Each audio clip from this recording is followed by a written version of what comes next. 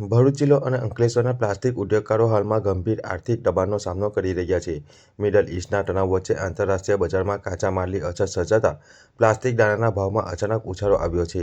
વૈશ્વિક supply chain ખોરવાતા plastic ઉદ્યોગકારો માટે કાચા માલના ભાવમાં વધારો નોંધાયો છે. અગાઉ ₹90થી ₹92 પ્રતિ કિલો મળતું રો મટીરિયલ હવે વધીને ₹145થી ₹150 કિલો સુધી પહોંચી ગયું છે. અંદાજે 40થી 50% સુધીના વધારાએ પ્લાસ્ટિક અને પોલીપેક ઉદ્યોગકારોને સીધી અસર કરી છે. અંકલેશ્વરના ઉદ્યોગકારો જણાવે છે કે કાચા માલનો મોટો હિસ્સો આયાત પર આધારિત હોવાથી ઇમ્પોર્ટેડ મટીરિયલની અછત ઉત્પાદન ખર્ચ વધારવાનું મુખ્ય કારણ બની છે. ખાસ કરીને SDP સહિતના રો મટીરિયલના ભાવમાં 40થી 80% સુધીનો વધારો તૈયાર ઉત્પાદનોની કિંમત લગભગ બમણી થઈ શકે છે. Plastic bag, packaging material, bottle, dish સહિત દૈનિક ઉપયોગની વસ્તુઓના ભાવમાં આશરે 40% વધારો નોંધાયો છે, જેના કારણે નાના વેપારીઓ અને સામાન્ય ગ્રાહકો પર આર્થિક ભાર વધ્યો છે. નમસ્કાર, મારું નામ જતીન સૈની છે. હું executive director Beta Polyplast Private Limited અંકલેશ્વરમાંથી છું. અત્યારે જે યુદ્ધ ચાલી રહી છે એમાં પ્લાસ્ટિકના દાણાની જે અછત ઊભી થઈ છે અને જે માર્કેટમાં ભાવ જે પહેલાં લગભગ 90થી 98ની વચ્ચે ચાલતા હતા એ આજે 160-170 ચાલે છે. આના લીધે શું થાય છે, જે નાના એકમો જે માર્કેટમાં છે એ બધા તો બંધ થવાના આરે છે. અત્યારે એ ફેક્ટરીઓને માણસોની પગાર કાઢવું પણ અઘરું પડી ગયું છે.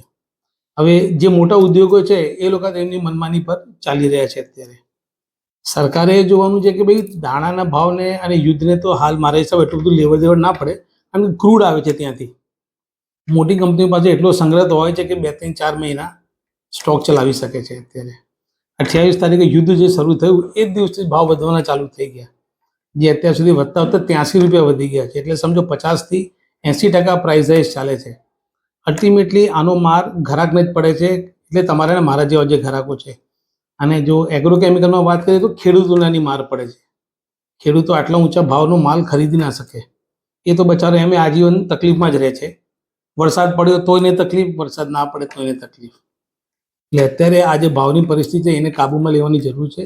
સરકાર સપોર્ટ આપે, MSME વાળાને સપોર્ટ આપે તો આ બિઝનેસ ચાલી રહેશે. અત્યારે આ જે પ્લાસ્ટિકના દાણા છે એનું મેક્સિમમ એ ક્યાંથી થાય છે? સાહેબ, આમાં છે ને ઇન્ડિયાની જેટલી પણ ડિમાન્ડ છે એમાંથી સમજો કે ભાઈ 60% તો રિલાયન્સ છે, હલ્દિયા છે, ઇન્ડિયન ઓઇલ છે અને ONGC આ બધી કંપનીઓ પૂરું પાડી લે છે. પણ અમુક ક્વોન્ટિટી કેવી છે કે જે સિઝનમાં ના મળતી હોય તો આ લોકો ઇમ્પોર્ટ કરે છે. એ ટાઈપ ઇમ્પોર્ટની પ્રાઇસ ઇન્ડિયન ડોમેસ્ટિક પ્રાઇસ કરતાં પણ ₹1-2 ફરક પડે છે એમાં. પણ અત્યારે એ પ્રાઇસ માર્કેટના રેટ કરતાં પણ ₹13-14 નાનું ઓછું છે અત્યારે. એટલે અમારું કેવું એવું છે કે ભાઈ જો ઇમ્પોર્ટર આ માલને સસ્તું વેચી શકે છે તો આપણે તો ઇન્ડિયન મેક છે, તો ઇન્ડિયનને તો